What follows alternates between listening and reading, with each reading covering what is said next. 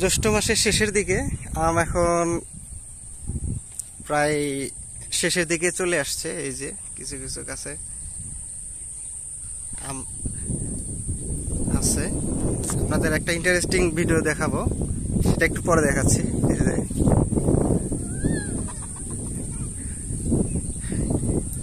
আম এগুলান মোটামুটি বয়স হয়ে গেছে, আর হয়তো বা 10-15 দিন বা 20 দিন গেলে এগুলা তুলতে হবে। এগুলার বয়স হয়ে গেছে। ধান কাটা প্রায় শেষ। এখানে একজন কেটে রাখছে, এগুলো পরে মাড়াই করবে। খেরের পোয়াল, ডাঁটা শাক, সজনা গাছ, আম গাছ, আবার খেরের পোয়াল, ওই যে কিছু গাছ।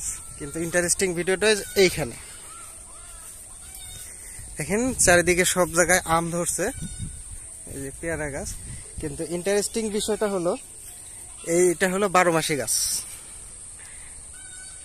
এক সাইডে এই যে এগুলার আম পাড়া শেষ, এদিক থেকে তুলছে আর নতুন করে আবার ফুল আসতেছে। এই যে এটা হলো 12 মাসি গাছ। আমাদের গ্রাম্য ভাষায় বলে 12 মাসি গাছ, কে কিভাবে বলে জানি না। তো এই যে ফুল ধরছে, এখানে আবার আম ধরবে আর কি।